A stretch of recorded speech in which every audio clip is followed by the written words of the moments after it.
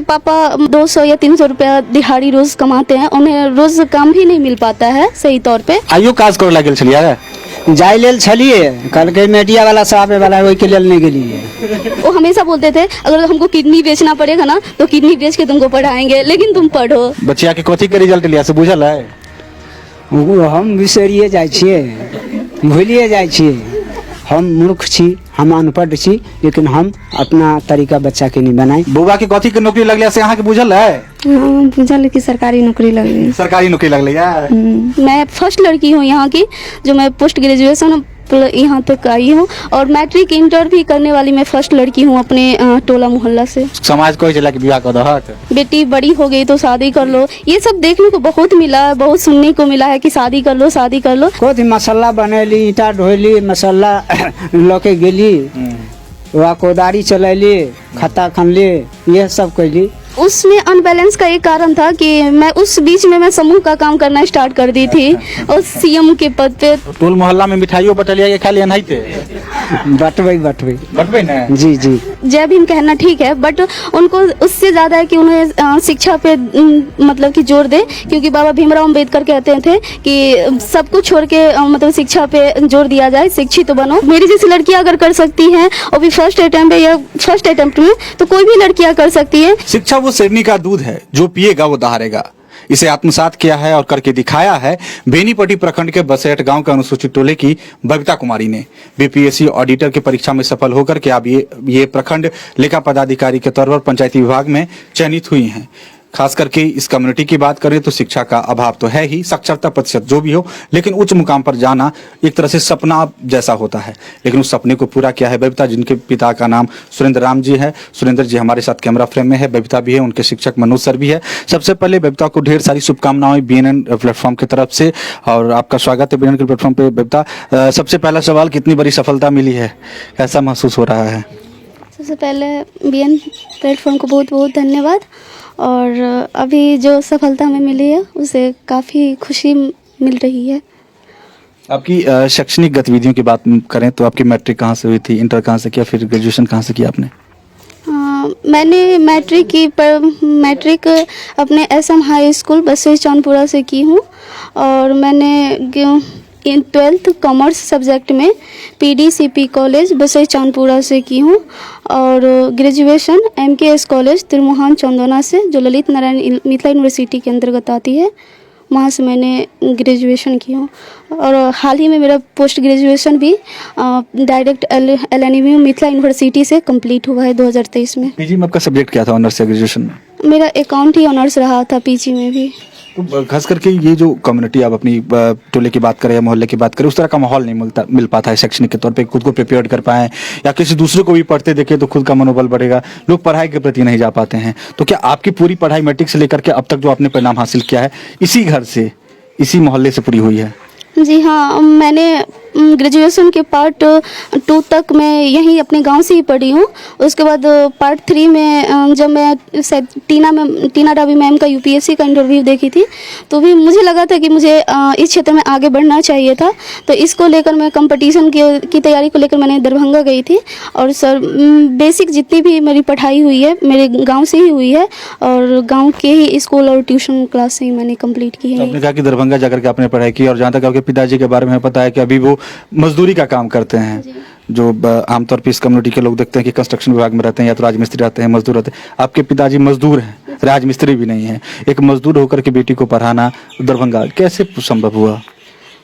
जैसे पापा मतलब कि 200 या 300 रुपया दिहाड़ी रोज कमाते हैं, उन्हें रोज काम भी नहीं मिल पाता है सही तौर पे, तो मम्मी समूह में भी जुटी हुई हैं। तो समूह की दीदी को भी बहुत बहुत धन्यवाद, जिन्होंने पैसा जब कभी भी मम्मी मांगी तो हमेशा वो लोग तत्पर दी। और समूह हो गया, और भाई जो 2 रुपये के हिसाब से इंटरेस्ट पे पैसा गाँव में दिया जाता है, 15 से 20 लोगों का समूह, वहाँ से भी मम्मी पैसा उठाई थी। और हमें स्कॉलरशिप सब भी मिलता था, जैसे 10th में 12th में हो गया, ग्रेजुएशन में हो गया। इन सब पैसों को मैंने यूज़ करके यहाँ तक पहुँची हूँ, और इसमें महत्वपूर्ण भूमिका रही है सरकार की योजना का भी, और हमारे समूह और गांव के जीविका वगैरह का भी बहुत हेल्प रहा है। आपके कितने भाई बहन हैं आप? हम 5 भाई बहन हैं, जिसमें सबसे बड़ी मैं हूँ और बाकी 4 भाई बहन हैं जो भी स्टडी कर रहे हैं लोग। तो मैट्रिक इंटर में आपका रिजल्ट कैसा रहा था? मैट्रिक में मेरा मैं अपने पास के ही ट्यूशन क्लास से मैंने पास की हूँ और उसमें मेरा रिजल्ट फर्स्ट हुआ था। और सेकंड जो 12th जो हुआ था मेरा यहीं से हुआ था, बसेट से ही। मैंने ACA कॉमर्स क्लास से मैंने कॉमर्स की पढ़ाई की थी और वहाँ से मैंने सेकंड डिवीज़न हासिल की। ग्रेजुएशन में मेरा फर्स्ट रहा और PG में भी मेरा फर्स्ट रहा था। तो मैट्रिक के बाद पहला पड़ाव मैट्रिक होता है, दूसरा पड़ाव इंटर में गए, डिवीजन कम हो गया, तो मनोबल थोड़ा बहुत तो अनबैलेंस हुआ होगा। उसमें अनबैलेंस का एक कारण था कि मैं उस बीच में मैं समूह का काम करना स्टार्ट कर दी थी और CM के पद पे जो होता है उसमें मैं काम करना स्टार्ट कर दी, जिसकी वजह से मैं पढ़ाई से थोड़ा दूरी बनाई मतलब करने लगी, जिसकी वजह से शायद रिजल्ट में वो थोड़ा डिफरेंस आने का वही कारण है। बट मैं फिर आगे मुझे लगा कि पढ़ाई ज़्यादा इंपॉर्टेंट है, तो मैंने वर्क को छोड़ के अपने पढ़ाई पर फोकस की और फिर मैंने रिजल्ट को सुधार कर आपकी माता और पिता में से कोई शिक्षित भी हैं? नहीं, मेरे घर में मेरे टोला में अभी तक में कोई भी लड़का या लड़की नहीं है जो पोस्ट ग्रेजुएशन तक पहुंची है। मैं फर्स्ट लड़की हूं यहाँ की जो मैं पोस्ट ग्रेजुएशन यहाँ तक आई हूँ और मैट्रिक इंटर भी करने वाली मैं फर्स्ट लड़की हूँ अपने टोला मोहल्ला से। जैसा कि आपने बताया कि आपके पिताजी की अभी भी दैनिक मजदूरी की बात करें तो 200-300 रुपये अधिकतम कमा पाते हैं, वो भी दैनिक मतलब हर दिन काम मिल नहीं पाता है। ऐसी स्थिति में कभी हो सकता है कि ऐसी स्थिति कभी आई हो कि नहीं अब बहुत ज़्यादा परेशानी आ गई है, पैसे नहीं है, पढ़ाई छूट जाएगा, मनोबल खत्म हो रहा है, ऐसा तो लगता था, लेकिन कभी जब पीछे देखते थे तो मुझे मतलब लगता था कि अगर चले जाएंगे तो फिर उसी जो होता है परिस्थिति, उसी परिस्थिति में फिर चले जाएंगे। तो इसी को देखते हुए इसको हम एक प्रकार से गरीबी नहीं देखते थे, एक प्रकार से मोटिवेशन के तौर पे मेरा काम करता था।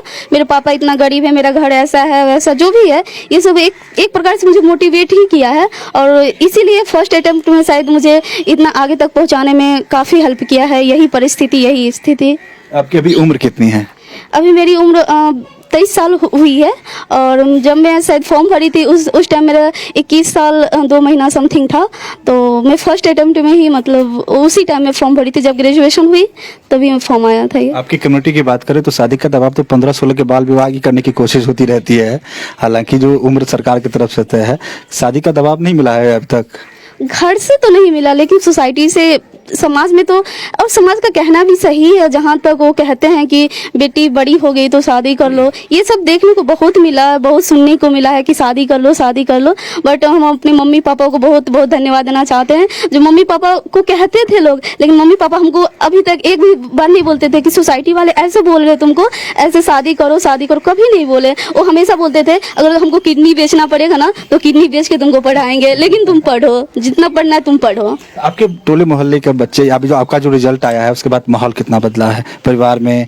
आपके मतलब होता है ना कि कुछ अलग चेंज हो जाना, लोग शुभकामना देते आ रहे हैं, बच्चे आपसे पूछने के लिए आ रहे होंगे दीदी कैसे पढ़ाई करे, किस सेक्टर में जाए, क्या बदला है? हाँ, जैसे बहुत सारे लोग अब ये सब देखते हुए अब लोगों के मन में चेंज आएगा, वो भी अपने बेटे और बेटियां में विभेद नहीं करेंगे। जहाँ तक मुझे अब लग रहा है वो भी अपनी बेटियों को पढ़ाएंगे और जहाँ तक हो सकेगा शायद आगे भेजेंगे और पढ़ाएंगे ही। आप आइडियल किसे मानते हैं परिवार के साथ साथ बाहर, जैसे कोई महापुरुष हुए जिन्हें आप आइडियल मान करके चल रही हो? सबसे पहले तो मैं अपनी मम्मी पापा को मानती हूँ, क्योंकि उन्होंने संघर्ष जितना किया है, अगर मैं उतना करूँगी तो पता नहीं मैं कहाँ चली जाऊँ। और मम्मी पापा के साथ स्वामी विवेकानंद और बाबा भीमराव अंबेडकर, इन सभी को मैं मानती हूँ। आप भीमराव अंबेडकर जी का भी नाम लिए हैं, आपकी कम्युनिटी उन्हें भगवान के तौर पे मानती है, लेकिन देखा जाता है कि आमतौर पे युवा वर्ग जो होते हैं जय भीम करते, वो भी जरूरी है, लेकिन जो अंबेडकर जी का कहना था कि किताबों की तरफ लौटो, शिक्षा जरूरी है, वो किताबों की तरफ नहीं लौट करके नारों की तरफ अधिक लौटते हैं। उन लोगों के लिए आपने एक साबित भी किया है परिणाम से, उन्हें क्या नसीहत देना चाहेंगे?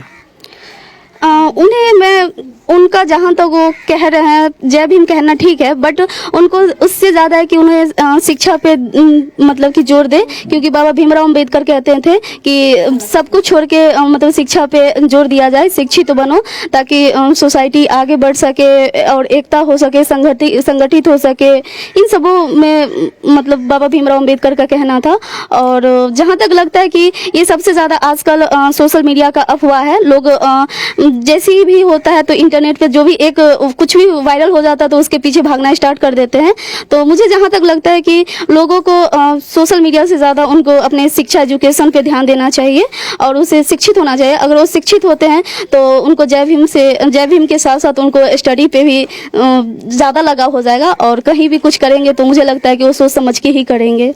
अब आप किसी प्रखंड में पंचायती लेखा पदाधिकारी के तौर पर तैनात होंगी, आपके पास उस वर्ग के भी लोग आएंगे। एक तरह से कह सकते हैं कि देखा जाता है कि आमतौर पे मजदूर वर्ग लोग वो ब्लॉक में अनुमंडल में जाने से भी हिचकिचाते रहते हैं। उन्हें भय रहता है कि जाएंगे तो पैसा देना पड़ेगा, आई बनाने के लिए भी पैसा देना पड़ेगा, आवासीय बनाने के लिए भी पैसा देना पड़ेगा, आधार कार्ड बनाने के लिए भी पैसा देना पड़ेगा, और ऐसा होता भी है। तो वैसे लोग भी आपके पास पहुंचेंगे, क्या लगता है मदद मिलेगी?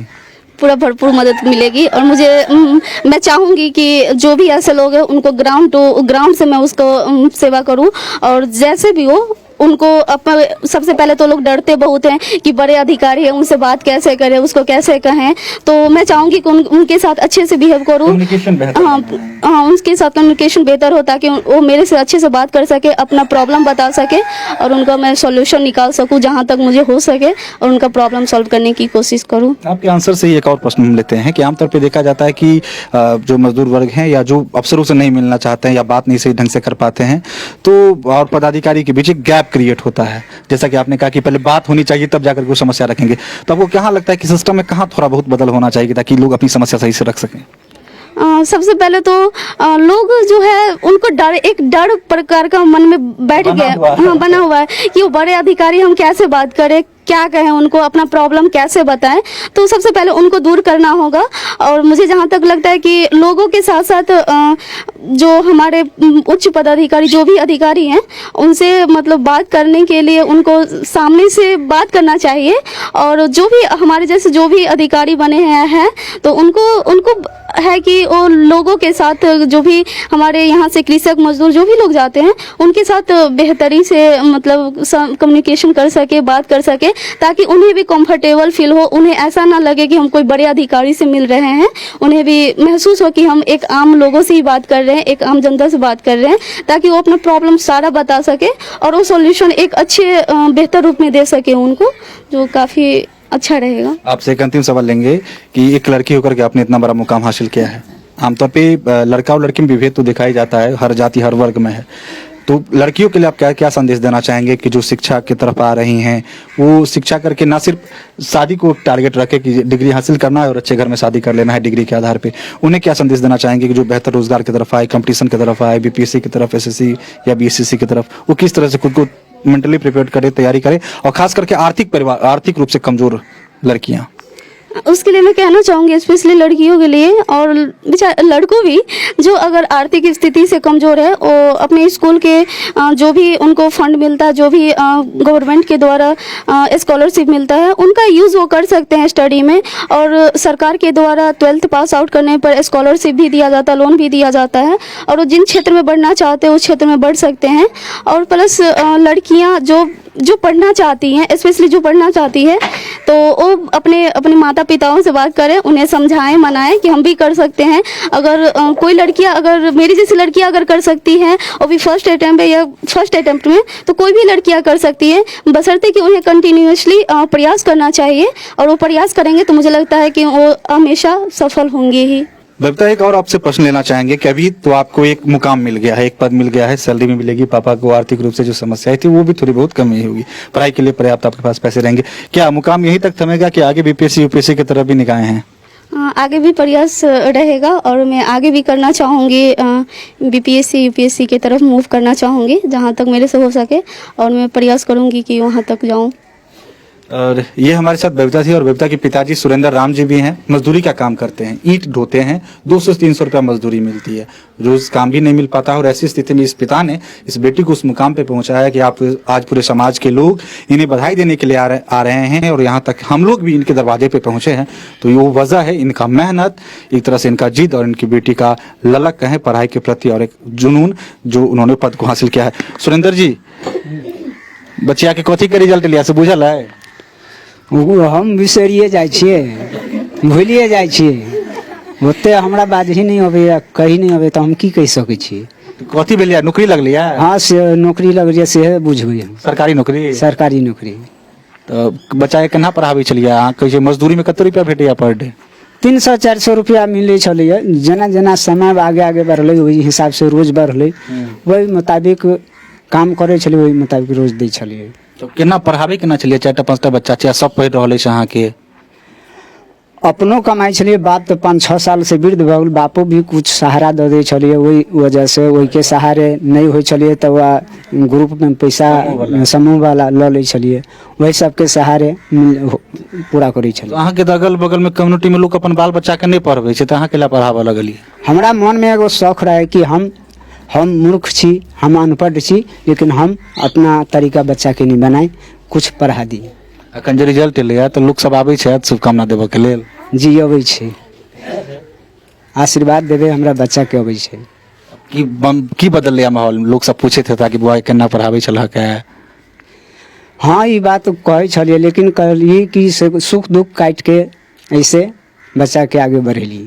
और बाकी गार्जियन सबके की कहबै जे अहाँ सबके संगे छथिन जे अपन बच्चा के नहीं पढ़बै छथिन 23 साल भऽ गेलै अखन तक विवाह करला लोग प्रेशर करै छला जे बुआ के अपने कहलखिन समाज कहै छला कि विवाह कऽ दहक ऐसे कोई आदमी कहे छलिए कि अब दिन जमाना खराब है बच्चा के शादी कहिए देना ही अच्छा बल्कि हमर मन नहीं भावल पर कहलिए केकरो जिंदगी बनल तो बने दी केकरो जिंदगी के काटी। अहाँ के उम्मीद छला कि किछ करते बेबता जी हमर उम्मीद छला कि हमरा से जहाँ तक हो सके वहाँ तक हम करवा सकै छी। अहाँ के मतलब अनुभव केना भेल जेना मैट्रिक इंटर में गेलै त नहीं बच्चा हमर पढ़ा वाला हम पढ़ेबै हमरा ई अनुभव भेल कि जब बचपना से पढ़े में सबसे तेज निकलल वही अनुभव से हम एकरा पर पूरा विश्वास रहल। तो टोल मोहल्ला में मिठाइयों बटलिया के खाली अनहिते बटबै ना जी जी। सुरेंद्र जी एकटा और सवाल अहाँ से लेब आइयो काज करे लागल छलिए जाय लेल छलिए कहलकै मीडिया वाला सब आबे वाला ओइ के लेल नहीं गेलिए काहे के तो मजदूरी मारल गेलै जी मारल गेलै। अखन जे मालिक सब लंग काज करैत हेबै तो मालिक सब पूछैया हाँ पूछे कि से बेटी के निक से पढ़ेले और बहुत ऊंचा नाम क देलको से ऐसन टोला में सबसे नाम रोशन कलको। अहाँ संगे जे और जे लोग सब काज करैत हथिन अहाँ के दोस्त महिम सब इज्जत आब अखन के मान सम्मान बढ़ले सब मान सम्मान बेसी करैत हैत जी से मान आदर बहुत भ रहल है जी एहि में कोनो कमी नहीं है।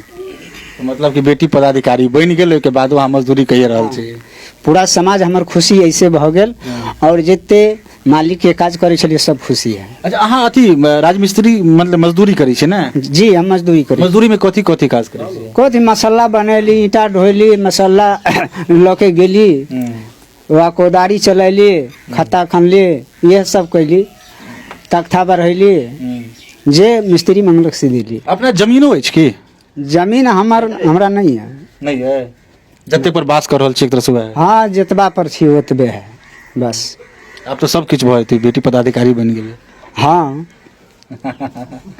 तो ये हमारे साथ सुरेंद्र राम जी थे जो कि बबीता के पिता हैं जिनसे हमने पहला प्रश्न किया तो ये बोले कि हम तो भूल ही जाते हैं कि क्या है इनके समझ में यही आ रहा है कि हमने बच्चे को पढ़ाया है उन्होंने अच्छा मुकाम हासिल किया है समाज के लोग बधाई देने के लिए आए हैं। हम इनके माँ से भी जानना चाहते हैं कि पिताजी से भी तो जाने ही इनके माँ का भी संघर्ष है अशिक्षित है समूह में जुड़ी हुई है और अपनी बच्ची के पढ़ाई के लिए इतना इन्होंने संघर्ष किया है। बुआ के कथी के नौकरी लगले से अहाँ के बुझल है बुझल कि सरकारी नौकरी लगले यार तब अते पैसा के अभाव छलैया केना बुआ के पढ़ेलिए बुआ के पढ़लिए कि समूह में जुड़ गेली 10 दीदी में वही दीदी से पैसा ले के जुटाई क के बुआ के पढ़लिए अपने लेबर के काम कलखिन ओहि में से पैसा निकाल के हम बुआ के पढ़लिए आगा भेजलिए तो वही में से हम चला रहल छी घरो चलेलिए बउओ के में से बच्चा के निकाल देलिए। बाकी लोग सबके लिए की कह चाहबे बाकी महिला के लिए अपन दियादनी सब जे हेता अगल बगल के उनका सब की कह चाहबे कि बच्चा के पढ़ेबाक चाहिए हाँ पढ़ावे के चाहिए हमरा बुआ लागल सब निकल जाए के चाहिए सब निकल जाए हाँ सब निकल जाओ। कितना अच्छा संदेश। नीरज चोपड़ा अभी हाल में ही एथलीट में अच्छा मुकाम हासिल किए थे जब उनके माँ से सवाल पूछा गया था कि पाकिस्तान के एथलीट ने भी पद हासिल किया है उनको मिला है मेडल तो उन्होंने भी एक अच्छा आंसर किया था कि कोई भी जीते हमारे बच्चे के साथ दूसरे को भी सफलता मिले। उसी तरह का उन्होंने भी आंसर किया है कि हमारे बच्चा ही नहीं बल्कि समाज के बच्चे भी बेहतर परिणाम हासिल करें। एक चीज और नैहर कतऽ अछि नैहर सीतामढ़ी जिला है पथमुक्का तो नैहरों में खुशी होते हैं कि फलना माँ के बेटी अफसर बन रही है हाँ नैहरों के लोग खुश है तो मिठाई बटबाए हाँ मिठाई बटबे अखन तक नहीं बटलिया नहीं बटली आई में आपके लिए कंजूसी करै छियै नहीं बटबे मम्मी के लिए एक चीज कहना चाहेंगे कि मम्मी को मैनेजमेंट का एक अवार्ड मिलना चाहिए क्योंकि उन्होंने मैनेजमेंट इतना अच्छा से की है हमारे साथ साथ, क्योंकि हमको भी 1 साल पटना रख दी है और उसके साथ मेरी बहन को भी पढ़ा दी मैनेजमेंट, पता नहीं किस तरीके से की है मैनेजमेंट, और मेरे भाई लोग को भी पढ़ा दिए। 10th में भाई पढ़ रहा है, मेरा छोटा वाला भाई पढ़ रहा है, मेरी 2 बहन दरभंगा रहकर पढ़ा दी हैं, तो इन सब में मम्मी का बहुत बड़ा हाथ है और ये इतना अच्छा से मैनेजमेंट करती हैं कि सारे बच्चों को पढ़ाती हैं। मैनेजमेंट गुरु का नाम दिया जा सकता है इनकी मम्मी को, कि जैसा कि उन्होंने बताया कि ये असंभव सा लगता है, सपना की तरह लगता है कि जिनके पिताजी 300 से 400 रुपया मजदूरी के तौर पे कमाते हैं, उनकी माँ समूह में जुड़ी हुई है और अपने बच्चों को पटना रख करके पढ़ा रही हैं। ये बिरले होता है और वो करके दिखाया है। बहुत सारे समाज के लोग इनके अभी इंटरव्यू देखने के लिए आए हैं और खास करके हमारे साथ मनोज सर भी हैं, इनके शिक्षक रह चुके हैं। मनोज जी, इस मौके पर क्या शुभकामना देना चाहेंगे और कैसा महसूस कर रहे हैं आपके बच्चे ने इतना बड़ा मुकाम हासिल किया है? सबसे पहले तो आपको धन्यवाद जहाँ तक पहुँचे हैं। और मुझे सबसे बड़ी खुशी ये है कि जब हम कोचिंग खोले थे एक्टिव कॉमर्स एकेडमी 2016 में, तो मेरे कोचिंग में सबसे पहली बच्ची यही रही थी। अच्छा। तो इसलिए मुझे बहुत ज़्यादा खुशी हो रही है क्योंकि हमने स्टार्ट किया उस बच्चों को आज यूपीएससी तक जो बीपीएससी पहुंच चुकी है, जो बिहार लेवल सबसे हाईएस्ट पद तक जाना है।